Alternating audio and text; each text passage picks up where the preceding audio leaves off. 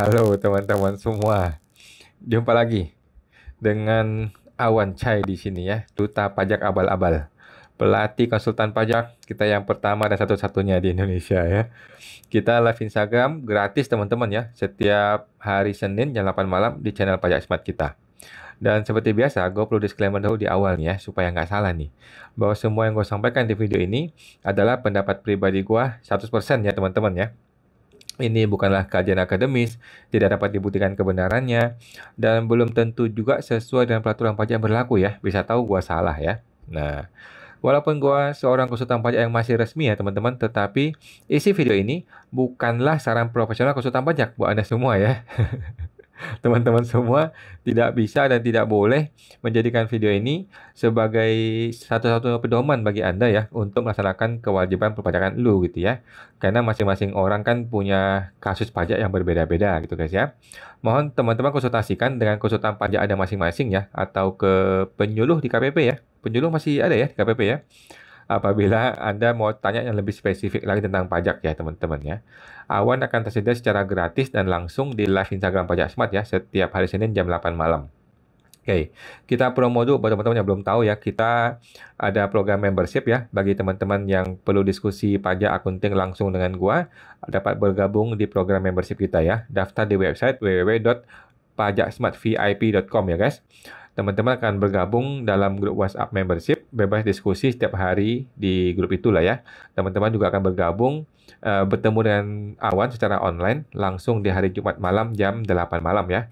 Kita bebas membahas kasus-kasus pajak teman-teman semua ya. Nanti membership ini akan berbayar nih, ada yang bulanan, ada yang tahunan, ada yang lifetime. Nah, dan ada diskon khusus nih buat teman-teman nanti yang mau bergabung di membership kita ya. Silakan masuk ke website www.pajaksmartvip.com ya. www.pajaksmartvip.com. Dan kita ada webinar di hari Sabtu ini teman-teman ya. Hari Sabtu jam berapa ya? Saya lupa. Pagi kalau nggak salah ya. Coba hubungi ke tim kita atau di website webinarpajaksmart.com ya. Nah, atau ke DM kita juga bisa ya. Oke, sebelum kita mulai teman-teman ya, hari ini ada guncangan nasional ketika Suryo Utomo, Direktur Jenderal Pajak bertemu dengan DPR, kemudian sidang yang harusnya terbuka tetapi ditutup-tutupi ya dengan cara yang sangat-sangat tidak lucu ya. Sidang yang hanya dengan pendapat doang kemudian ditutup untuk umum, kita tidak tahu apa yang terjadi, apakah ada bagi-bagi duit di dalam situ, tetapi tiba-tiba sudah ada pengumuman keluar di siang hari bahwa Kortex ditunda. Oke, Kortex ditunda. Tetapi sore harinya si Dwi Astuti bilang Kortex tidak ditunda. Jadi kita bingung, ini Kortex ditunda atau nggak ditunda? Oke, mari gua kasih teman-teman beritanya ya supaya kita bisa tahu langsung teman-teman ya. Nah ini dia beritanya. Jadi ini berita siang hari. Ini berita siang hari yang mengatakan bahwa Kortex itu ditunda. Komisi 11 DPR minta implementasi penuh Kortex ditunda. Jalan paralel dengan sistem lama. Oke. Nah, teman-teman sudah tahu semua lah ya. Beritanya tinggal dibaca aja ya. Intinya DJP Komisi 11 meminta DJP untuk meminta penundaan gitulah ya. Oke. Ini Pak Misbakum nih. Kemudian dilanjutkan dengan ini. Ini adalah akunnya Pak Agus ya. Akunnya Pak Agus, Kortex ditunda nih. Pak Agus apa bang ini? Pak Agus aja ngomong gitu ya. Pak Agus aja nih ngomong Kortex ditunda ya. Dia bilang komentarnya ya. Pak Agus luar biasa ya. Seorang konsultan pajak yang sangat terhormat ya. Nah, dia memposting ini. Ini adalah satu kertas ya. Kertas yang difoto kemudian diposting. Ini adalah berita acara kayaknya ya. Kesepakatan bersama antara Komisi 11 dengan DJP. Kita baca ya. Yang pertama adalah Komisi 11 telah mendengarkan penjelasan dari DJP. Entah apa yang dikasih penjelasan yang nggak jelas juga ya, karena ruangannya tertutup untuk umum ya. Memang gila juga itu. Nomor 2 adalah DJP Kementerian Keuangan agar memanfaatkan kembali sistem perpajakan yang lama sebagai antisipasi dalam mitigasi implementasi Kortex yang masih terus disempurnakan agar tidak mengganggu kolektivitas penerimaan negara. Oke, jadi sudah clear ya teman-teman ya. Komisi 11 meminta pakai sistem yang lama. Nomor 3, DJP Kementerian Keuangan menjamin bahwa sistem IT apapun yang digunakan tidak akan mempengaruhi upaya kolektivitas penerimaan pajak APBN 2025. Padahal jaminan ini tidak ada hitam di atas putih, tidak ada surat pernyataan. Buktinya kan Januari sudah terlambat nih. Januari aja penerimaan pajak sudah terlambat. Bagaimana dong si DJP mau menjamin? Aduh. Nomor 4, DJP Kementerian Keuangan menyiapkan roadmap implementasi Cortex berbasis resiko yang paling rendah dan mempermudah pelayanan kepada wajib pajak. Barang ini seharusnya sudah ada 4 tahun yang lalu, gitu loh. Bukan sekarang ketika semua orang ribut, ya nggak? Roadmap atau master plan atau rencana besar pengerjaan Cortex itu sudah ada sejak dahulu seharusnya, tetapi sekarang baru dimintakan. Berarti kan barang ini belum ada. Barang ini belum ada, bos. Lah, gimana ceritanya? 4 tahun lu ngapain aja itu orang-orang Cortex itu? Nomor 5. DJP Kementerian Keuangan tidak mengenakan sanksi kepada wajib pajak yang diakibatkan oleh gangguan penerapan sistem Cortex 2025. Pertanyaan gua, dasar hukumnya apa? Sampai hari ini sudah kita mintakan dasar hukumnya. Tidak ada, bos. Dia terbitin dasar hukum PMK 10, PMK 11 tentang PPh 21, tentang DPP nilai lain, tentang PPN 12%, tapi dia tidak terbitkan aturan mengenai menghilangkan denda atau sanksi kepada wajib pajak. Lah, kita gimana wajib pajak? Masa kita lihat dari pengumuman begini doang kan nggak mungkin. Nomor 6. DJP Kementerian Keuangan dalam rangka menyempurnakan sistem Cortex wajib memperkuat cyber security. Nah, pertanyaan gua, bagaimana dia mau memperbaiki cyber security? Udah campur aduk begitu, udah kacau balau begitu. Ini coding dari awal udah busuk. Gimana memperbaikinya? Nggak gampang. Mesti bongkar ulang. Kalau bongkar ulang, mending bikin sistem dari awal. Kalau bikin sistem dari awal, butuh budget. Nah, kalau gitu, kembali ke solusi utama. Solusi utama adalah kembali ke status quo. Kembali ke sistem legacy. Kembali ke sistem DJP online yang sudah terbukti betul. Yang sudah terbukti berhasil gitu loh. Nomor 7. DJP Kementerian Keuangan melaporkan perkembangan sistem Cortex kepada Komisi 11 DPR secara berkala. Nah, secara berkala itu berapa lama? Bagaimana ceritanya? KPI-nya bagaimana? Nah, lagi-lagi nggak ada KPI ini kan? Nggak jelas nih KPI-nya bagaimana. Nomor 8. DJP Kementerian Keuangan akan menyampaikan jawaban tertulis atas pernyataan dan tanggapan pimpinan dan anggota Komisi 11 DPR paling lama 7 hari kerja. Gua menduga jangan sampai tiba-tiba 6 hari lagi Sri Mulyani bikin jawaban menolak semua argumennya DPR. Kan kacau balau, bos. Udah dia launching kacau balau, sekarang sidang bisa tertutup untuk umum, kemudian diminta ditunda, kemudian tiba-tiba Sri Mulyani bilang nggak jadi tunda. Gue mau jalan terus. Gimana? Gimana? Jadi ini barang tuh harus ada perjanjian hitam di atas putih. Selama ini cuma diomong-omongin doang ya nggak jadi barang gitu. Nah, tiba-tiba sore hari, jam 19 ya, jam 7 malam nih ya, jam 7 malam teman-teman, tiba-tiba Dwi Astuti yang terhormat mengatakan, DJP tegaskan Cortex tidak ditunda, beroperasi barang fitur lama. Gimana ceritanya? Bagaimana ceritanya Cortex nggak ditunda? Kalau dia mau jalan dengan fitur lama. Bagaimana ceritanya? Kan kacau balau. Jadi ini orang seharusnya itu menahan mulut dia. Menahan dulu omongannya. Jangan ngomong dulu, Bu. Jangan dulu meeting dulu, rapat dulu, meeting dulu. Besok pagi bikin pengumuman, atau bikin keterangan tertulis, atau bikin PMK, atau bikin aturan. Jangan begini.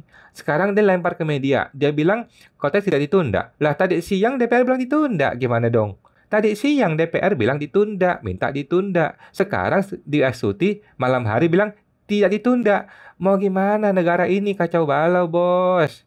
Mau jadi apa nih negara kalau begitu cara kerjanya? Mending deh DJP itu diam dulu, nanti besok pagi bikin aturannya, selesai kan? Nah, ini gue kasih lagi ke teman-teman ya. Gue kasih lagi, kenapa sih Cortex itu tidak boleh diimplementasikan secara bertahap? Ini sudah dijawab oleh DJP ya. DJP sudah menjawab nih, tanggal 23 Januari 2025.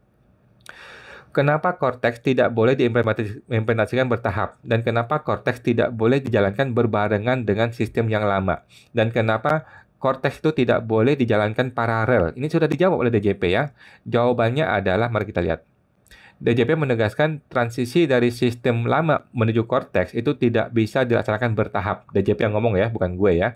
Ketua Subdit Analisis Bisnis 1A tim pelaksana pembaruan bla bla bla siapa ini Bapak Andik Trisulistiono mengatakan implementasi Cortex secara bertahap justru akan merepotkan WP, dia bilang. Situasi-situasi itu sudah mendapatkan assessment dari sisi teknis di kami, sehingga itu juga akan merugikan wajib pajak. Lah, kalau ini merugikan wajib pajak, kemudian sekarang dilaksanakan, bukankah dia menjelat lidah dia sendiri? Ya nggak? Sudah tahu ini merugikan wajib pajak, tetapi dia malah mau laksanakan, menjalankan secara paralel. Kan orang bodoh begitu caranya. Coba teman-teman gimana? Coba komentar deh ya. Contoh katanya, anggap saja Januari Cortex hanya diimplementasikan atau atas proses bisnis registrasi termasuk pengukuhan PKP. Sedangkan pembuatan faktur pajak tetap pakai Cortex, pakai e-faktur. Bila langkah ini diambil, data registrasi PKP yang diterima DJP melalui Cortex harus dibawa kembali ke sistem lama. Oke, proses migrasi ke sistem lama ini akan memperlambat proses pembuatan faktur pajak melalui e-faktur. Hal inilah yang menjadi alasan mengapa DJP mengambil langkah untuk tidak mengimplementasikan Cortex secara bertahap.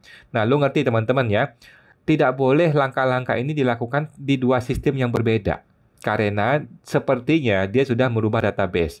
Nah, sekarang dengan adanya petunjuk dari anggota DPR, DJP mengatakan mau jalan paralel. Kan orang bodoh begitu cara pikirnya, gitu loh. Udah jelas kok petunjuk DPR, udah jelas petunjuknya adalah kembali ke sistem yang lama.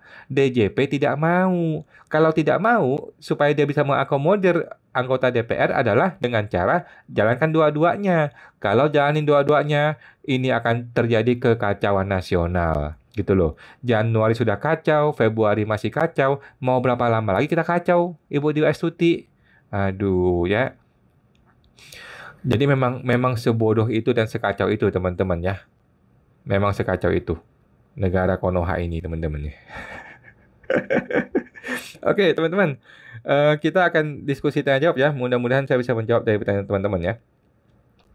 Ada pertanyaan dari Bapak Mikbalkan. Suaranya nggak keluar Pak. Mohon maaf ya Pak ya. Sekarang sih gimana? Kalau sekarang gimana suaranya? Mudah-mudahan bisa keluar ya. Saya sih harusnya bisa keluar sih. Tapi saya merekam juga kok. Saya merekam dan nanti akan kita publish di YouTube ya. Bapak Ferry Hart. Malam kawan, pajak UMKM diperpanjangkah? Jawabannya diperpanjang sampai Desember 2025 khusus orang pribadi Pak ya. Kalau badan kita belum pasti. Tetapi kalau orang pribadi sudah pasti, sudah dinyatakan oleh Sri Mulyani. Kalau sampai sekarang belum ada aturannya, itu bukan salah kita ya, itu salahnya Sri Mulyani. Dia sudah berucap, tapi dia belum ucapkan, belum bikin peraturannya ya. Kalau sampai nanti dibatalkan, kita cekek tuh Sri Mulyani ya. Bercanda Pak ya, bercanda. Thank you Pak Heri, semua teman tuh. Ibu Valeri, Adeline Wijaya, malam kau mau tanya, supplier minta saya harus upload nota retur. Padahal CV saya masih pakai fasilitas UMKM dan tidak PKP. Apakah sekarang Cortex harus upload? Nggak perlu. Ibu bikin nota retur pakai kertas biasa, ibu kirim ke dia. Udah gitu aja. Gitu ya. Bilang, Bu, nggak bisa nota retur gitu. Bilang ke dia, nggak bisa. Walaupun Cortex, kalau bukan PKP, ya nggak bisa bikin nota retur. Gimana ceritanya gitu, Bu. Kasih tahu dia, Bu ya. Bikin nota retur biasa aja, kirim seperti biasa aja. Gitu, Bu. Via email aja lah. Oke, sama teman tuh Bu Valeri. Itu supplier ngaco juga tuh. Bapak Dwi Panda, webinar yang hari Sabtu, bila tidak sempat ikut, apakah bisa minta rekamannya Pak? Webinar hari Sabtu besok Pak ya? Kalau webinar hari Sabtu besok, jawabannya ada rekamannya Pak, di itu ya, di members area kita. Nanti kita kan Bapak punya members area masing-masing ya, ada di situ nanti. Oke? Sama teman tuh Pak Dwi Panda. Ibu Lisa Mona, malam kok ini berita nggak berhentinya update Cortex sampai pusing udah. Iya Bu, saya juga pusing. Saya juga pusing nih. Saya tadi meeting, tiba-tiba ada gempa bumi nasional begitu. Gue sampai bikin video lagi. Sampai sekarang saya belum napas Bu. Oke, semua teman tuh thank you Bu Lisa. Ibu Yesi 1916. Malam kok saya mau tanya, lapor SPT orang pribadi pakai norma, apakah bayar pajak 1 tahun sekali? Nggak perlu tiap bulan. Soalnya, saya kalau setor PPh 25 bingung kalau lebih bayar. Tanpa checklist PPh 25 nggak apa-apa ya? Oke, jawabannya adalah, orang menggunakan norma itu boleh bayar bulanan, boleh bayar tahunan. Oke, tetapi kalau memang penghasilannya rutin, sudah yakin nih rutin gitu ya, maka itu menggunakan metode PPh 25 bulanan. Tetapi kalau tidak yakin dan tidak rutin, ya sudah, gunakan PPh langsung tahunan saja. Oke. Nah, apakah boleh tidak di checklist? Jawabannya boleh ya. Tidak usah checklist PPh 25 atau kalaupun di checklist menggunakan perhitungan sendiri. Jadi boleh-boleh saja sebenarnya ya.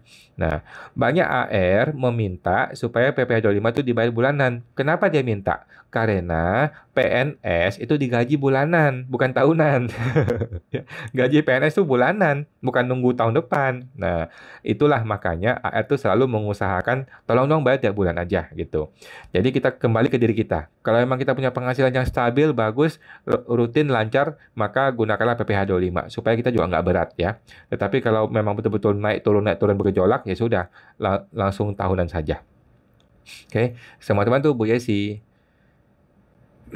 Bapak Melody Kinal. Halo Ko, sehat selalu. Halo Pak Melody, mau tanya. Kalau jasa perbaikan, tetapi yang dipotong itu orang pribadi, itu dipotong PPh 23 atau 21? Menurut saya 21 Pak. Ya, paling gampang, paling enak kalau orang pribadi adalah PPh 21. Oke, sama teman tuh Bu Melody. Ibu Valeri Alerin Wijaya. Malam kok mau tanya, sudah Januari bayar PPh penghasilan, bagaimana dengan PPh 21? Bagaimana? Oke, jadi santai dulu Bu ya, buat teman-teman semua, kita liburan dulu 1 hari. Karena kita tunggu besok bagaimana pengumuman dari DJP. Ini malam ini lagi pusing nih mereka nih. Gimana caranya ya kita mengakomodir keinginan DPR, tapi si bos tetap mau kontes berjalan gitu kan? Gimana caranya berjalan berbarengan? Orang IT-nya dicekek sama si Sri Mulyani. Pokoknya harus bisa. Pokoknya harus bisa. Gue nggak mau tahu katanya kontes harus jalan, sedangkan permintaan anggota DPR harus dilayanin. Mampus dah kita semua ya. Ya begitulah Bu Valeri ya. Jadi ikutin saja. Sementara ini kita juga nggak ngerti ya. Kita tunggu besok atau 1 hari lagi deh. Kita tunggu bagaimana update yang diminta oleh DJP. Maunya gimana sih DJP ini gitu loh. Sama teman tuh Bu Valeri. Bapak Ferry Hart 89. Salah pengisian e-billing dan sudah dibayar. Bagaimana solusinya? Gampang Pak, tinggal PBK ya. Biasa orang pribadi 25, kebayar pajak UMKM 28. Makasih. Nggak apa-apa Pak, bisa PBK ya, bisa di PBK, pemindah bukuan dari PPh 25, dari PPh UMKM dipindah ke PPh 25. Bisa kok, gampang. Oke. Cuman sekarang menu PBK sepertinya masih kadang-kadang bermasalah. Jadi ya coba aja Pak ya. Oke, sama teman tuh Pak Ferry Hart. Ibu Erina Risyadiani. Malam kok, saya mau tanya, kalau karyawan mendapatkan bonus mobil dari perusahaan, tapi tidak mau diperhitungkan PPh 21, gimana ya kok? Maunya di penghasilan lain nanti di SPT-nya. Oke, jawaban saya adalah tidak bisa, Bu. Tidak bisa. Kalau dia paksakan ke penghasilan lainnya, ya sama aja. Sama aja. Dipotong oleh kantor dengan hitung sendiri kan sama, Bu. Sama aja. Jadi lebih baik ketika dia mau bayar bonus untuk mobil, itu langsung dihitung PPh-nya, dinaikin untuk PPh-nya. Memang sudah seharusnya begitu, Bu. Nggak bisa jalan lain ini. Ini kalau ketangkap sama orang pajak, nggak ada ampun. Udah tahu dia, udah tahu ini adalah modus penyelundupan penghasilan dengan cara memberikan mobil. Begitulah, Bu. Jadi udahlah, bayar aja PPh 21, Bu. Tutup mata aja bayar PPh 21. Udah gitu aja. Karena digabung ke SPT pribadi sama aja, sama aja. Kan nanti kan jadi penghasilan lainnya kena PPh progresif juga. Oke? Sama teman tuh Bu Erina. Ibu Lisa Mona. Malam kok mau tanya, pasal 21 sudah ada tombol setor lapor sampai dengan sore hari ini masih belum ada kok. Memang belum ada. Bahkan mau di shutdown, mau dimatiin tuh Cortex ya, mau dipeti eskan itu Cortex sehingga kita semua bisa beralih kembali ke sistem legacy, ke sistem yang lama yang DJP online. Kira-kira seperti itu. Tetapi kita tunggu seberapa sombong Sri Mulyani untuk tetap memperlakukan Cortex, untuk tetap menjalankan Cortex ya. Kalau dia mau bertahan, dia mau arogan, ya dia hantam, dia jalanin dua-duanya. Kalau jalanin dua-duanya, kita semua jadi korban. Kita semua akan kacau balau kalau dijalanin dua-duanya. Bayangin Bu, ada PTA bikin bikin faktur pajak pakai e-faktur lama. PTB yang terima faktur pajaknya menggunakan Cortex. Gimana coba?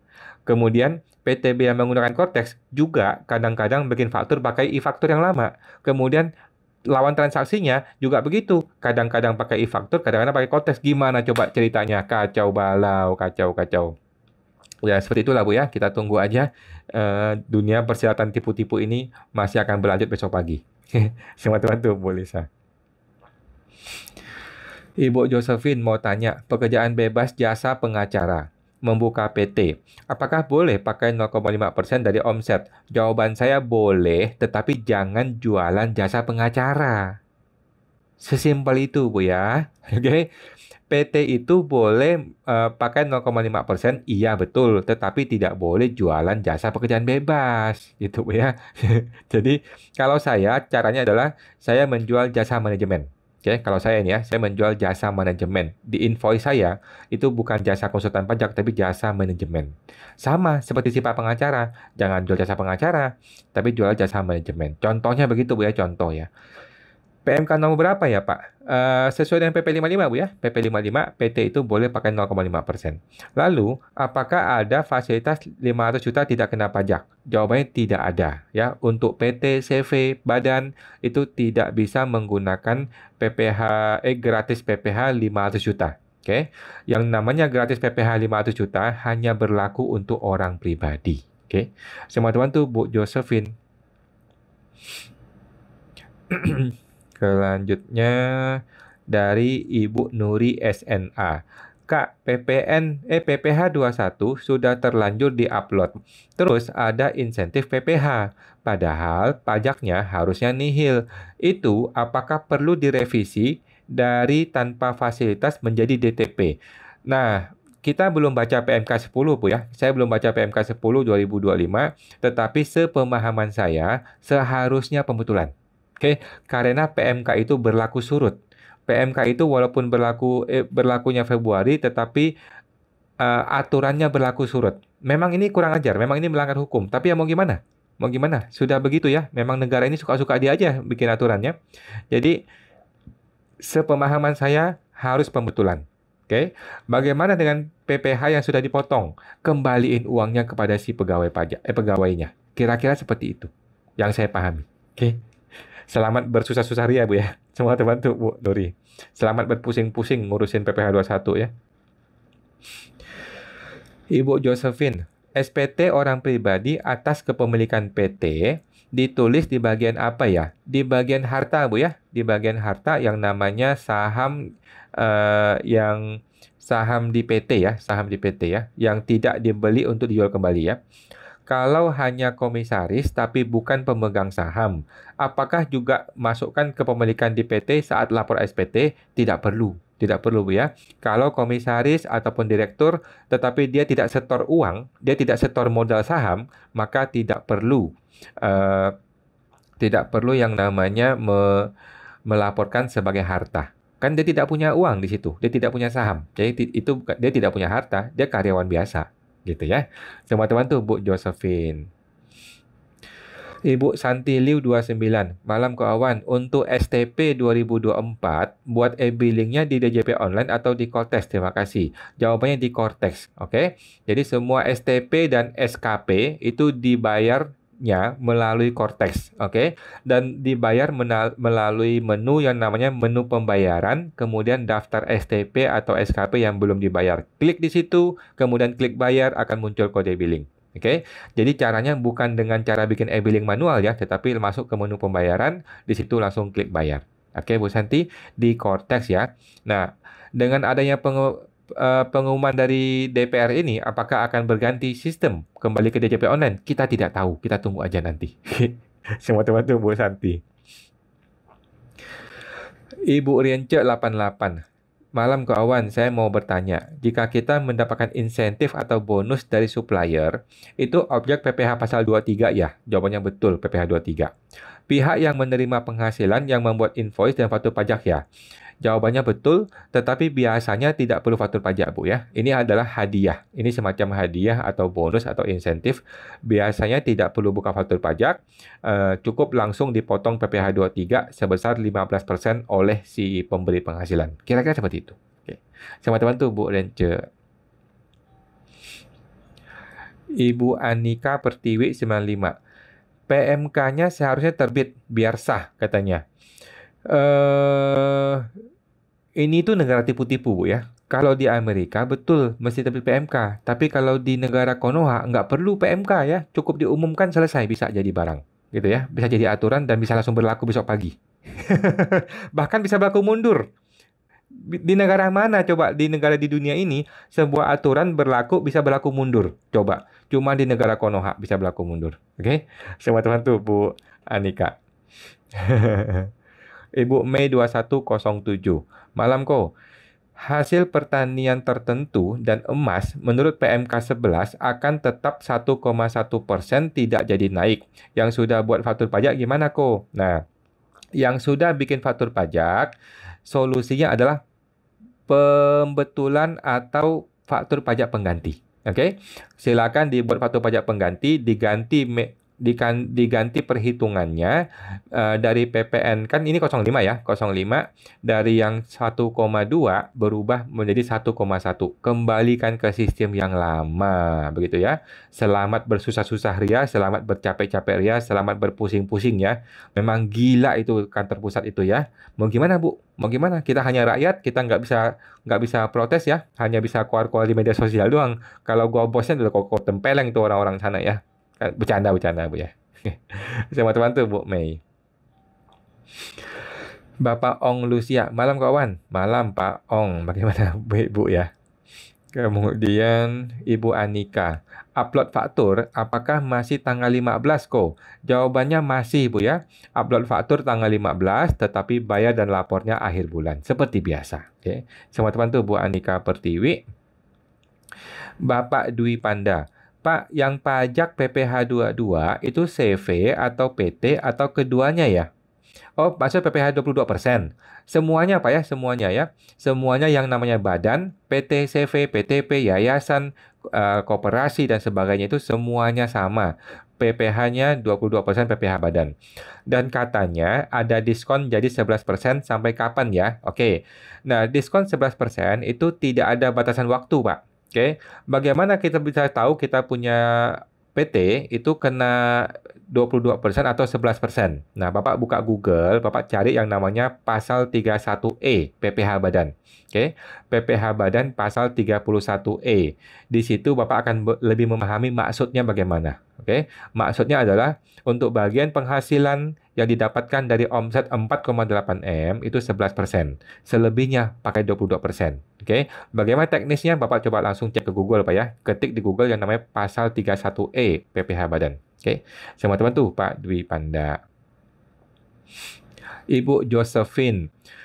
WPOP punya CV. Di SPTOP tercantum di bagian laba anggota persekutuan komanditer sebesar uang yang disetorkan ke CV atau sebesar laba ditahan di CV. Saya ulang nih ya. WPOP punya CV. Di WPOP punya CV.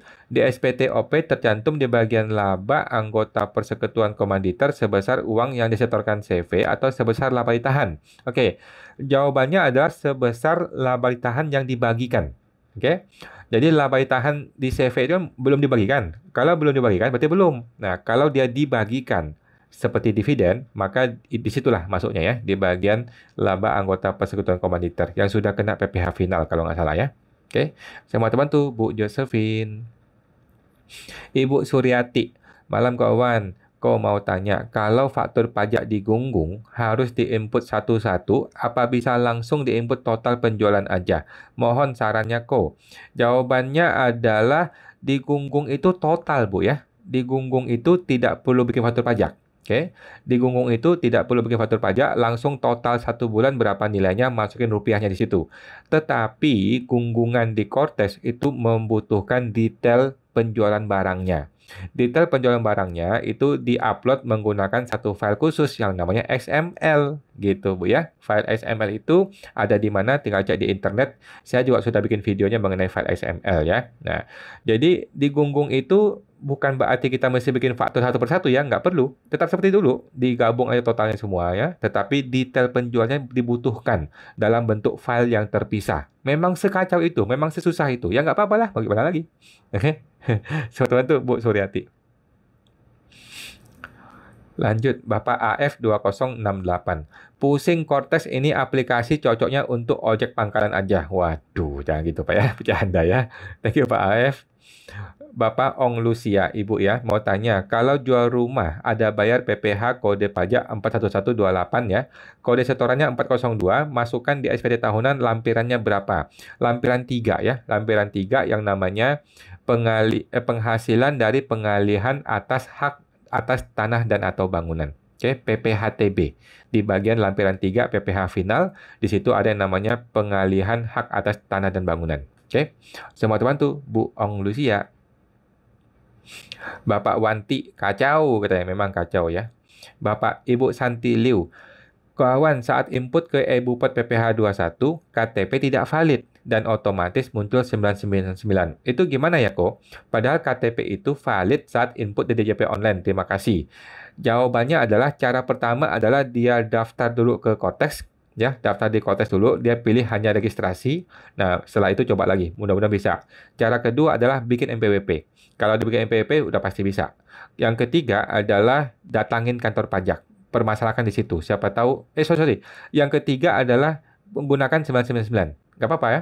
Jadi kalau dia tidak punya NPWP, toh dia tidak butuh e-Bupotnya kan? Ya udah, gunakanlah 999, nggak ada masalah. Gitu ya. Cara pertama adalah registrasi only di Cortex. Cara kedua adalah bikin NPWP. Cara ketiga adalah menggunakan 999, nggak apa-apa juga. Oke. Semua teman tuh Bu Santi. Bapak AF, pusing sama Cortex ya. Semua pusing Pak, semuanya pusing Pak. Yang nggak pusing cuma Sri Mulyani, karena dia tidak perlu ngerjain Cortex. Dia sudah punya asisten. Semua teman tuh Pak AF. Bapak DN Haryanto, malam kok. Untuk pajak UMKM yang harus dibayar bulanan, untuk Januari ini bisa bayar di bank seperti biasa ya. Tidak usah disuruh top up gitu kan ya. Makasih banyak kok Awan untuk jawabannya. Oke. Sepemahaman saya, Pak, belum bisa di bank. Sepemahaman saya, bank belum bisa membuat e-billing untuk PPh final. Bapak coba aja deh. Supaya pasti Bapak coba ke bank aja biar memastikan ya. Cuman kemarin sih ada orang yang komplain ke saya, belum bisa ya. Pihak bank belum bisa. Jadi terpaksa datang ke KPP untuk dibikinin e-billing, kemudian kita bayar.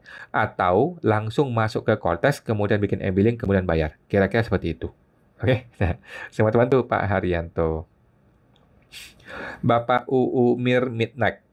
Selamat malam kawan, mau tanya bagaimana cara dapat e-billing buat PPh final pasal 4 ayat 2 di mana saya menyetorkan pajak secara mandiri. Lawan transaksi bukan pemotong alias orang pribadi. Oke, saya ulang nih ya. E-billing pasal 4 ayat 2 di mana saya menyetorkan pajak secara mandiri. Oh, oke. Jadi gini Bu, Ibu masuk ke menu Cortex, kemudian masuk ke menu unifikasi ya, masuk ke menu unifikasi, kemudian di situ coba bikin bukti potong. Bikin bukti potong kepada diri sendiri. Terpaksa seperti itu deh kalau nggak salah ya. Coba otak-atik Bu ya, coba otak-atik di situ. Kemungkinan besar adalah bikin bukti potong kepada diri sendiri, kemudian create e-billing dari situ, dari sistem ya. Jadi bukan dari e-billing, dari sistem Cortex-nya, bukan dari menu e-billing, tapi langsung menu PPh unifikasi ya. Unifikasinya langsung di situ, create SPT di situ. Setelah drafting jadi, barulah bisa membuat e-billing. Kira-kira seperti itu. Oke. Semua teman tuh Pak Ibu U Midnight. Soalnya saya nggak nemu nih kode PPh-nya di e-billing versi Cortex. Memang nggak ada Bu ya. Semua yang berhubungan dengan PPh massa itu harus bikin PPh massanya dahulu, baru bisa bikin e-billing. Kira-kira seperti itu ya. Kalau di DJP online ada, apakah harus buat bupet dulu? Betul Bu, bikin bupet dulu ya. Lalu SPT massa, kemudian baru bisa dapat e-billingnya. Terus untuk masa Januari 2025 e-billing. Nah, betul Bu ya, betul ya. Bikin bupet dulu, bikin SPT massa, baru bisa bikin e-billingnya. Oke, teman-teman tuh Bu Midnight. Terpotong ya. Terus untuk e-billing masa Januari 2025, e-billingnya lewat Cortex atau DJP online? Jawabannya lewat Cortex ya. Semua urusan masa 2025 menggunakan Cortex. Semua urusan masa 2024 dan tahunan 2024 menggunakan DJP online. Tetapi dengan adanya aturan dari anggota DPR ya, kita belum tahu. Siapa tahu mulai besok semua kembali ke DJP online, kita tidak tahu. Kita tunggu Sri Mulyani ya. Apakah dia legowo untuk melepaskan proyek anak anak emasnya dia ini? Nah, kita belum tahu ya. Thank you Bu Ut, Midnight. Ibu Maria 888. Untuk UMKM tahun 2025 omset di bawah 500 juta, masih free PPh? Jawabannya masih untuk orang pribadi ya. Buat SPT tahunan 2024 masih pakai DJP online yang e-form? Jawabannya masih. Oke, jadi gratis pajak 500 juta masih berlaku untuk orang pribadi di 2025 dan SPT tahunan 2024 semuanya menggunakan e-form di DJP online, tidak pakai Cortex. Oke, semua teman tuh Bu Maria. Bapak Ong Lucia, kawan. Pajak keuntungan jual saham dilaporkan di SPT tahunan, lampirannya lampiran berapa? Oke. Apakah hanya melaporkan di SPT tahunan atau masa juga? Oke, masa nggak perlu Pak ya. Kalau jual saham tidak perlu lapor di SPT masa. Bapak jual saham itu kan sudah kena PPh final. Betul ya? Jual saham sudah kena PPh final sehingga dilaporkannya di SPT tahunan orang pribadi lampiran 3. Lampiran 3 PPh final yang di bagian atas ada satu kategori yang namanya penjualan saham di Bursa Efek. Oke, laporkanlah di situ, bukan lapor keuntungannya ya, tetapi lapor nilai penjualan, total sell selama setahun, total jual selama setahun itulah yang dilaporkan, bukan keuntungan ya. Oke, sama teman tuh Bu Ong Lucia. Bapak Orsola ID. Dalam menggunakan NPPN di Per 17, ada 3 kelompok tarif yang dibedakan menjadi WPOP, WPOP pasal 14, WP Badan pasal 14 ayat 5. Apa sih ya bedanya? Oke, lampiran 1 itu adalah WPOP seperti biasa. Lampiran 2 adalah WPOP yang tidak punya surat NPPN. Oke, dia WPOP nih, pakai norma nih, tetapi dia tidak punya surat NPPN. Dia tidak pernah memberitahukan pemberitahuan norma, maka pakai lampiran 2. Yang ketiga adalah WP Badan. Itu adalah WP Badan yang setelah diperiksa oleh orang pajak, ternyata dia tidak pembukuan. Kalau tidak pembukuan, bagaimana dong kita orang pajak bisa menghitung keuntungannya? Maka gunakanlah ini, Per 17 yang lampiran 3. Kira-kira begitu ya, Bu Orsola. Semua teman tuh. Ibu Cecilia Teja, Malam Pak Wan.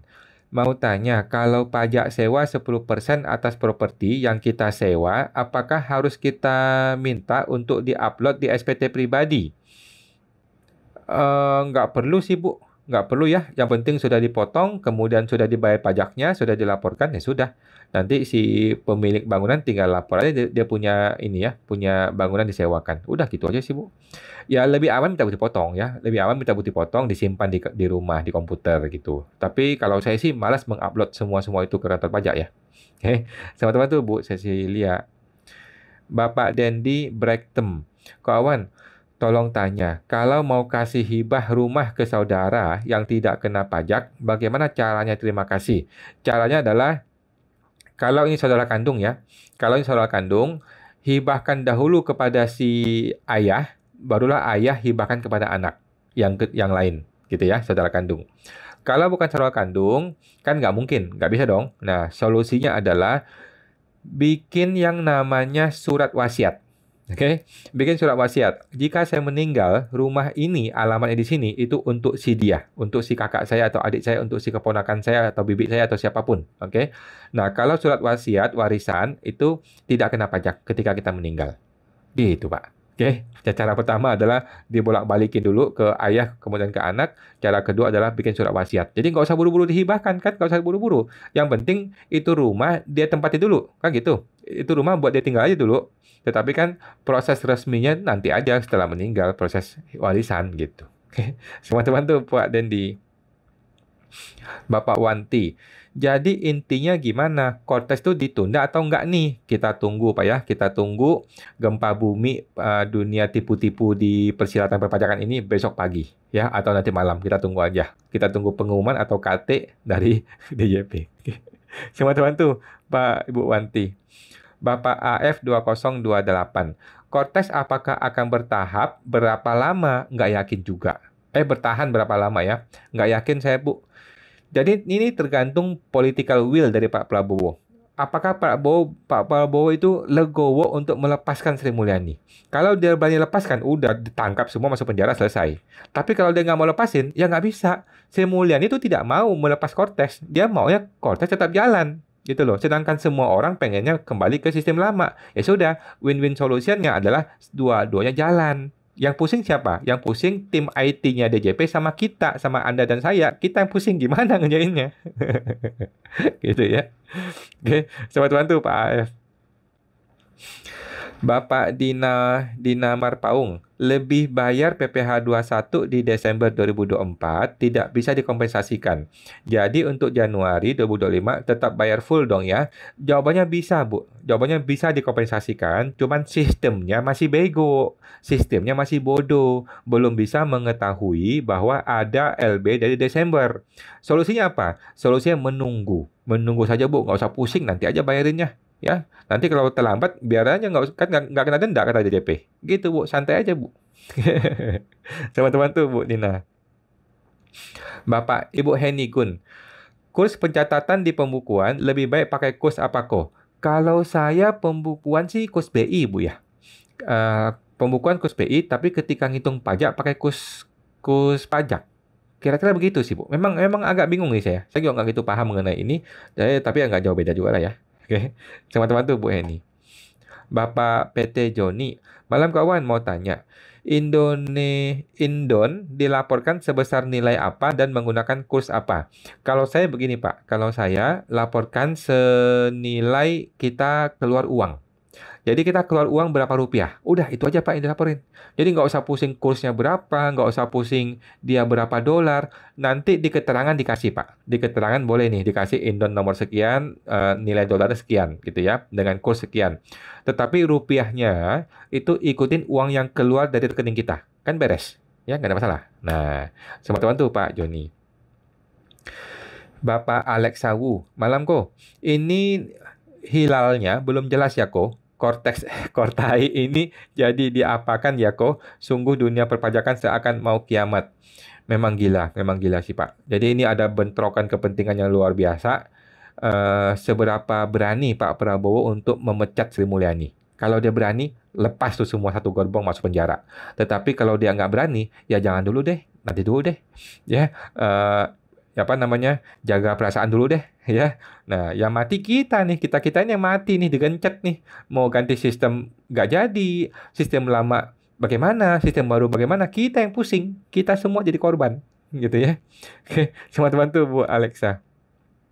Ibu Mary Su, kok awan, pertanyaan saya kok dilompati? Oh, mohon maaf Bu ya, mohon maaf. Ini gara-gara internet kadang-kadang ya. Kadang-kadang orang sudah ketik di tempatnya Ibu muncul, tapi saya nggak muncul kadang-kadang. Jadi mohon maaf nih teman-teman ya.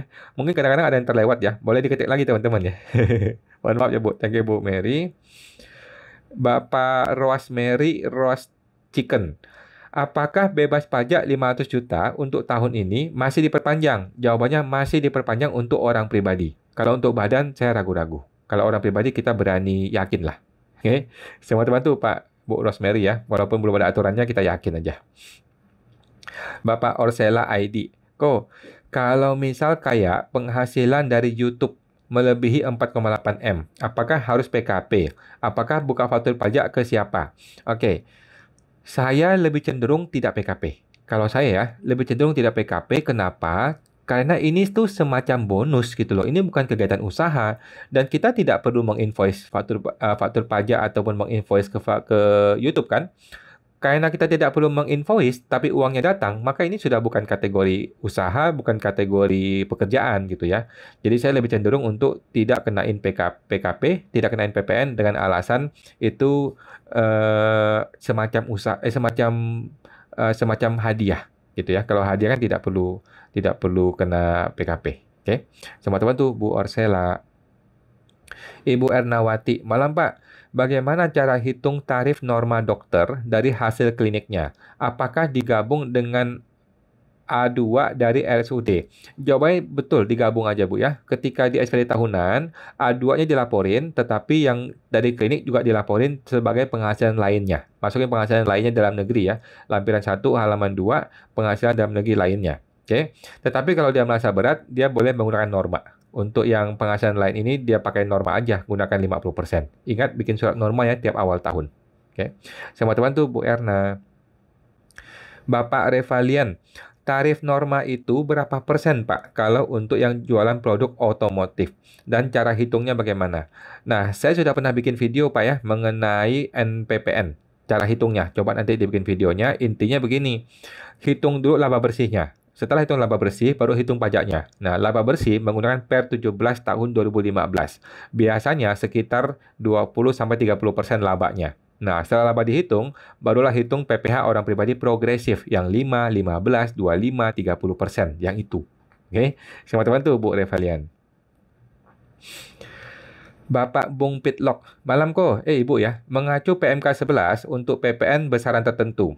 Pengisian faktur pajak di korteksnya yang diubah itu nilai DPP atau PPN-nya. Jawabannya adalah PPN-nya ya.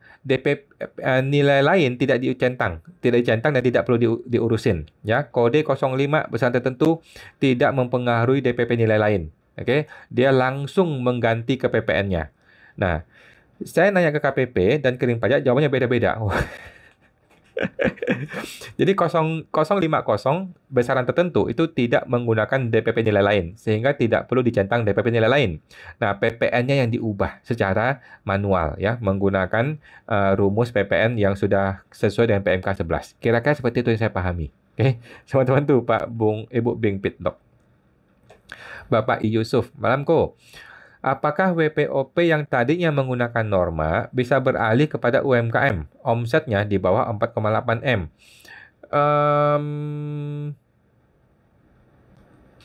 Kayaknya nggak bisa, Pak ya. Bisa nggak ya? Mungkin bisa, Pak ya. Coba dicek ya. Saya sih belum pernah ya. Bisa sih, bisa, Pak. Bisa ya. Bisa sih, walaupun saya belum pernah ya, tetapi bisa. Kan buktinya dulu ketika PPh UMKM belum ada aturan hukumnya kan orang semua pakai norma. Semua orang pakai norma kan. Ketika ada aturan hukum mengenai UMKM, orang berganti dari norma kepada UMKM. Kan sama kan? Sekarang kalau dia pakai norma, mau pakai UMKM, saya rasa boleh sepanjang masih memenuhi 7 tahun. Ya, selama masih memenuhi 7 tahun atau plus 1 tahun jadi 8 tahun, masih boleh pakai PPh UMKM. Saya rasa boleh ya. Oke, sama teman tuh Pak Yusuf. Ibu Dina Marpaung, kok bayar PPh 21 kan tiap tanggal 10, bukan 10, tanggal 15 Pak ya. Kalau menunggu besok gimana ya? Tanggal 15 Bu ya, tanggal 15. Untuk masa Januari 2025 dan seterusnya, itu tanggal 15 untuk semua jenis PPh. Dan tanggal akhir bulan untuk PPN. Nah, sudah ada aturan baru kan di PMK 81 kalau nggak salah ya. Bayar semua PPh tanggal 15, lapor tanggal 20. Jadi simple. Ya. Sama teman tuh Bu Dina. Ibu Meili Halim, malam kawan. Mau tanya bahwa 10 tahun yang lalu saudara beli rumah KPR pakai nama adik yang belum ada NPWP. Tahun 2025 ini mau didaftarkan NIK di DJP. Solusi atas rumah yang masih status KPR ini bagaimana? Solusinya adalah dilaporkan di pemilik sebenarnya. Oke, jangan dilaporkan di SPT adik yang atas nama ya, tidak usah. Laporkanlah di SPT-nya saudara tersebut. Lapor di dia karena itu barang punya dia, uang punya dia. Kalau ada masalah, suruh dia tanggung jawab. Gitu Bu, biar beres ya. Kita nggak usah pusing. Kita cuma numpang nama doang. Gitu ya. Ya, teman-teman tuh Bu Meli.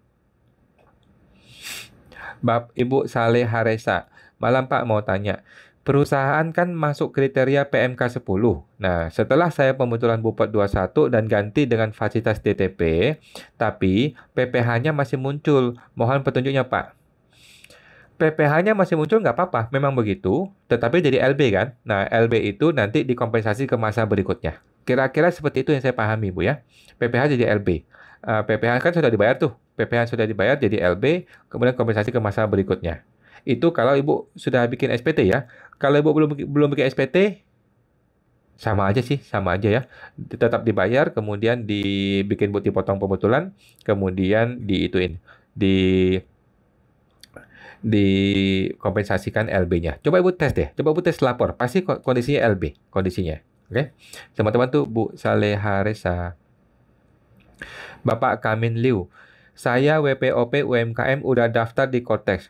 Tetapi data profil saya berubah. Tertulis bahwa omset saya melebihi 4,8 M. Oke. Jawaban saya nggak usah pusing Pak. Saya juga sama. Ya, saya juga sama dan banyak orang seperti itu. Tetapi suatu hari berubah dia. Nah, jadi nggak usah pusing, nggak usah khawatir. Ini Cortex belum belum canggih, masih bodoh gitu ya. Nanti suatu waktu dia akan mengupdate terus, nanti data-data akan masuk sehingga status Bapak akan berubah menjadi di bawah 4,8 M. Jadi sementara ini nggak usah pusing, Bu. Ya, Pak ya. Sama teman tuh Pak Kamin Liu. Apakah itu perlu segera dibetulkan? Nggak perlu, Pak ya. Apa yang bisa terjadi jika bila tidak? Nggak ada masalah, Pak. Biarin aja, nggak usah pusing. Bapak Gabriel Christopher, malam kok mau tanya, mulai 2025 batas akhir setor PPh jadi semua tanggal 15 ya? Betul Pak ya, betul ya. Semua PPh tanggal 15 bayar, tanggal 20 lapor. Jadi beres. Sama teman tuh Pak Gabriel. Bapak Zindri 074. Kawan, istilah faktur pajak fiktif itu seperti apa ya? Dan contohnya seperti apa? Gampang Pak. Contohnya nih ya, contohnya saya jualan ini nih. Saya jualan ini nih. Saya bikin faktur pajak dong. Saya bikin faktur pajak, jual kalkulator, jumlahnya 100 pieces, ya. Tetapi barangnya nggak ada. Faktur pajaknya ada, kertasnya ada, PPN masukan PPN keluarannya ada, tetapi barangnya tidak dikirim. Nah, itulah faktur pajak fiktif, ya. Itu dunia tipu-tipu lagi tuh, mafia pajak tuh. Ya, faktur pajaknya ada, barangnya tidak dikirim, uangnya nggak dibayar. Nah, itu Pak, definisi dari faktur pajak fiktif. Oke, sama teman tuh Pak Sindri. Bapak Ati-Ati 09. Kalau di SPT 2023 lupa masukin saham di kolom harta. Ini lapor SPT 2024, apakah bisa langsung ditambahin aja atau gimana? Makasih. Oke, jadi gini Pak. Kalau nilainya kecil, langsung Pak munculkan di 2024 selesai. Tetapi kalau nilainya besar, apalagi sampai miliar-miliaran, maka Bapak perlu pembetulan SPT ya. Betulan SPT 2023, 22 sampai Bapak ketemu angka yang cocok sehubungan dengan perhitungan antara kenaikan harta dibandingkan dengan penghasilan. Begitu Pak ya, kira-kira seperti itu. Kalau kurang paham coba ke konsultan Pak, karena takutnya kalau angka gede takutnya salah gitu ya. Tapi kalau angka kecil cuman ya 100 juta gitu ya, ya udahlah langsung tembak ke 2024 aja. Oke, teman-teman tuh Pak hati-hati. Bapak Andre Nasuria. Kok misalkan dapat dividen, lalu diinvestnya di PT. Di PT itu dicatat sebagai apa? Dicatat sebagai saham, Pak ya. Jadi Bapak beli dapat dividen, Bapak masukin di PT. Nah, itu namanya setoran saham, setoran modal saham.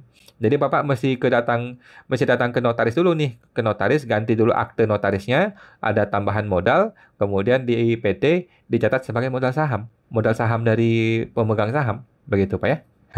Sama teman tuh Pak Andre. Bapak Hanfib 007. Mau tanya, kalau sudah terlanjur bayar PP pajak 0,5% bulan Januari. Tapi kalau di bulan Februari belum mencapai 500 juta, nggak perlu bayar ya kok? Jawabannya tetap perlu bayar ya. Jawabannya tetap perlu bayar. Sorry. Oh, sorry. Jadi gini. Yang sudah dibayar Januari, Bapak ajukan PBK, ya, ajukan pemindah bukuan. Bapak lempar mungkin ke bulan Desember, oke? Yang Bapak sudah bayar di bulan Januari itu, Bapak PBK ke masa Desember 2025. Kalau Desember pasti bayar dong, ya kan? Nah, nanti setelah di PBK, berarti kan Januari nggak bayar tuh. Nah, Februari jadi nggak bayar juga kan? Nah, nanti Bapak bayar ketika sudah melewati 500 juta. Gitu kira-kira Pak ya. Yang sudah dibayar jangan dibiarin ya, harus dipindahkan ke masa yang lain. Buang yang agak jauh. Sama teman tuh Pak Hafib. Ibu Wanti Adi Gomulia. Gimana mau buat faktur pajak Januari udah nggak bisa minta nomor seri faktur. Kita tunggu besok pagi Bu ya. Siapa tahu bisa. Dan sudah banyak orang buktikan bisa Bu ya. Coba ya besok pagi Bu coba tes Enovanya. Sama teman tuh Bu Wanti. Bapak Kamin Liu. Nanya kok, saya WPOP UMKM udah daftar di Cortex. Tetapi ada data profil saya berubah, tertulis bahwa omset saya melewati 4,8 M. Lupakan Pak, biarin aja, nggak usah pusing ya. Itu memang begitu, memang error, memang sistem Cortexnya yang bodoh. Oke. Dan tidak ada konsekuensi kok, santai aja. Bapak DN Haryanto. Oh ya kok, saya sudah berhasil dapat kode billing lewat aplikasi Cortex dan sudah boleh ya kok bayar ke bank. Makasih kok sebelumnya. Boleh Pak, boleh silakan dibayar ya. Semua teman tuh Pak Haryanto. Ibu Cecilia Teja. Satu lagi Pak Awan, kupon obligasi dimasukkan di lampiran 3 bagian A nomor 1 yang tercantum diskonto SBI, SBN atau di nomor 2 yang tercantum bunga diskonto obligasi. Kalau saya nomor 2 Bu. Kalau saya nomor 2, obligasi. Kenapa? Karena nomor 1 untuk bunga deposito bank. Nah, yang nomor 1 untuk bunga deposito bank karena tarifnya 20%. Sedangkan nomor 2 untuk bunga obligasi karena obligasi itu 10%. Nah, di situ Bu, kenapa saya memisahkan seperti itu. Tapi pada dasarnya bebas saja, mau ke nomor 1 nomor 2 sama aja Bu. Sama teman tuh Bu Cecilia. Ibu Rosemary, gratis PPh 500 juta, apakah masih diperpanjang untuk 2025? Jawabannya masih diperpanjang untuk orang pribadi. Kalau untuk badan saya ragu-ragu. Oke, sama teman tuh Bu Rosemary. Ibu Mia Yeni, Pak, kalau lupa masukin aset rumah KPR tahun lalu gimana Pak? Hanya masukin cicilan KPR-nya saja. Jawabannya nggak apa-apa ya, jawabannya nanti aja. Masukinnya tahun 2024 aja ya. Langsung masukin di tahun 2024. Oke, sama teman tuh Bu Yeni. Kan ini masih baru KPR-nya. Bapak Ferdinand Hargiono, saya yang lalu bayar PPh 4 ayat 2 di Koltex tidak bisa. Saya setor aja pakai pembayaran masuk ke deposit pajak. Sekarang mau bikin SPT masanya bisa otomatis ngambil dari deposit pajak? Jawabannya bisa. Bisa ya. Bapak tinggal bikin SPT PPh 4 ayat 2-nya, kemudian bikin pembayarannya, kemudian akan ada opsi untuk menarik dari deposit. Nah, kira-kira seperti itu yang saya pahami. Tetapi teknisnya Bapak mesti tes sendiri. Oke, sama teman tuh Pak Ferdinand. Bapak Rian Mahendra, malam kok numpang tanya, PPN Januari paling lambat dilapor tanggal 15 atau 28 nanti? Jawabannya 28 ya. PPN itu dibayar dan dilapor akhir bulan. Tetapi uploadnya itu tanggal 15. Upload atau submitnya tanggal 15. Gitu ya. Sama teman tuh Pak Rian. Bapak Derara 613. Kok kan bayar KB PPN tapi salah masa PPN. Seharusnya Januari, jadi Desember itu gimana kok? Oke, ini tahun berapa ini Pak? Kalau ini tahunnya 2025 nggak mungkin. Karena 2025 itu PPN-nya itu langsung otomatis ngikutin masa ketika kita bikin PPN. Nah, kemungkinan ini 2024 ya. Kalau ini 2024, maka Bapak harus pemindah bukuan ke masa yang Bapak mau. Begitu, Pak. Kalau 2025 kan pakai konteks tuh. Konteks itu sudah otomatis. Seharusnya tidak akan salah masa ataupun tahun. Oke. Sama teman tuh, Pak Ibu Derara. Ibu Henigun, di kantor terima faktur pajak dari FedEx dengan kode 05 menggunakan 1,2%. Jadi ini harus minta faktur pajak dibuat pengganti. Nah, mampus. Bagaimana FedEx mau bikin faktur pajak pengganti? Jawabannya iya, Bu. Jawabannya iya, betul ya. Suruh dia pengganti kalau dia bisa. Ini buat ribet kalau berlaku mundur padahal kita sudah bayar. Setuju, Bu, setuju. Apakah Sri Mulyani peduli? Enggak peduli. Ya, Sri Mulyani tidak peduli. Pokoknya bikin PMK berlaku surut ke Januari. Dia nggak mikir. Orang-orang kayak kita ini susah bikin faktur pajak. Dia nggak mikir ini uang udah dibayar, gimana pengembaliannya, gimana refundnya. Nggak mikir Sri Mulyani, nggak peduli, dia hantam aja terus. Teman-teman tuh Pak, Ibu Heni. Ibu Zilsilia Sumarni. Malam semuanya. Apa ada yang tidak bisa akses e-billing DJP online? Coba-coba tes saja Bu ya, coba-coba tes saja. Jadi sepertinya akan di shutdown dulu sementara karena kan dia mau aktifkan lagi tuh. Dia mau aktifkan DJP online untuk besok. Ya mudah-mudahan bisa ya. Teman-teman tuh Bu Cecilia. Bapak Gabriel Christopher. Kok maaf beberapa hari yang lalu saya ke KPP untuk minta suket PP55 untuk CV. Dan orang KPP-nya bilang CV saya nggak usah bayar 0,5% kalau omset masih di bawah 500 juta. Gimana tuh kok jadi bingung nih. Itu orang pajaknya bodoh Pak ya. Kasih tahu dia apa namanya PP55 ya, PP55 mengatakan batasan 500 juta tidak kena pajak itu hanya berlaku untuk orang pribadi, tidak berlaku untuk CVPT. Kalau nggak salah bukan PP55 deh. Undang-Undang HPP ya. Undang-Undang HPP tahun 2021. Di situ dikatakan bebas 500 juta itu hanya untuk orang pribadi. Oke. Sama teman tuh Pak Gabriel. Ibu Mary Su, Ko Awan mau tanya, untuk PPN di Gunggung harus dirinci tiap transaksi atau bisa direkap per bulan kok? Makasih.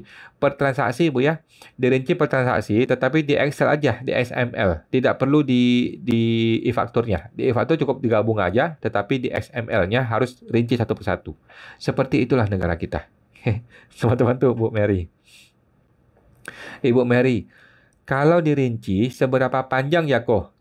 Karena saya tahu serba. Nah, jadi jawabannya adalah dia menggunakan XML atau Excel. Jadi nggak ada peduli. Mau 1000, mau 100.000, mau 1 juta baris, nggak ada masalah. Gitu kan? Pakai XML ya, pakai Excel. Oke, sama teman tuh Bu Mary. Bapak Zindri 074. Kawan, jika Cortez lagi error dan tidak sempat buat faktur standar. Jika kita gunggung semua, apakah itu termasuk faktur pajak fiktif ya kok? Jawabannya tidak. Tidak begitu ya konsep faktur pajak fiktif. Faktur pajak fiktif itu adalah faktur pajak yang tidak berdasarkan transaksi sebenarnya. Jadi dia buka faktur tapi nggak ada barang dikirim. Dia buka faktur tapi nggak ada uang yang diterima. Itulah definisi faktur pajak fiktif. Kalau Bapak kan enggak. Bapak ini hanya, kalaupun ini salah, ini hanyalah kesalahan administrasi saja. Gitu ya Pak Sindri ya. Santai Pak ya. Teman-teman tuh Pak Sindri. Bapak FNC News, malam kok mau tanya, kalau bukti potong unifikasi sudah kita terbitkan, tetapi pas kita bayar tidak bisa dipotong. Tidak dipotong. Dan pemilik tanah sudah setor sendiri dan nggak mau PBK. Apakah kita harus pembetulan? Waduh, waduh, ulang-ulang ya. Bukti potong unifikasi sudah kita terbit, tapi pas bayar tidak dipotong. Dan pemilik tanah sudah setor sendiri dan nggak mau PBK. Apakah kita harus pembetulan? Udahlah Bu, Pak, nggak usah pusing lah Pak. Tetap dipotong aja, tetap bikin PPh unifikasi, tetap kita lapor, udah nggak usah pusing. Biar aja dia bayar sendiri, nggak usah pusing Pak. Mau pembetulan repot, mau minta uang dibalikin juga repot, udahlah. Kita tetap potong, kita tetap bayar, kita tetap lapor. Gitu Pak. Biarin aja dia bayar double sendiri, nggak apa-apa lah. Sama-sama tuh Pak FNC. Dan PBK yang lebih bayar, boleh sih kalau Bapak mau PBK ya, tetapi agak repot ya. Caranya bisa IPBK nggak ya kok? Kalau PBK memang IPBK semua saat ini. Oke? Nah, teman-teman sudah lewat jam 9 ya. Mohon maaf ya, yang belum terjawab akan kita tampung dulu ya. Kita akan jawab di video YouTube. Oke? Thank you semuanya. Ada Ibu Henny Gun, ada Bapak William Stephen, ada Bapak Christiaime, ada Bapak Miko Die. Oke, kemudian ada Bapak FCN News, ada Bapak I Yusuf, kemudian Bapak Joy Acai, Bapak Melan Merina, Bapak Simanse, Ibu Yeni Hendrawati Yu, Bapak Mei 2107, Bapak Ferdinand Hardijono, oke, kemudian Bapak Reptaction ID, Bapak Nuri SNA, Ibu ya, Ibu Josephine, kemudian ada Bapak Rian Mahendra, kemudian ada Bapak Simanse, ada Ibu Sylvia Arianto, kemudian ada Bapak Ming Moing, ada Bapak Kamin Liu, ada Ibu Fitri Faria, ada Bapak Andrena Surya, ada Bapak Orsola ID, ada Bapak Melalamo, Ibu Ernawati, Ibu Kristiaime, Ibu Evelyn, kemudian Bapak Ferdinand Hardiono, Ibu Evelyn, Bapak Rosemary Rose Chicken, Ibu Fitri Faria, kemudian Ibu Wiwi Widiati, Ibu Ming Moing, kemudian Bapak Kamin, Bapak Abelia Alfi, Ibu Lydia Wijaya, Bapak Simpanse, Bapak FNC News, Bapak MT Teresia, Orsola ID, Mia Yeni, Bapak Andreas Taulani, Bapak Ferdinand Harjiono, Bapak Eng Lucia, Bapak Felian Shop ID, Ibu Alasia Boye, Ibu Nina Lika, Bapak Derara 613, Bapak FNC News, kemudian Bapak Simase, Bapak FNC News, Bapak FNC News. Oke, thank you teman-teman ya. Selamat malam semuanya. Kita jumpa lagi di hari Senin depan jam 8 malam. Sampai semua. Thank you semua. Mari.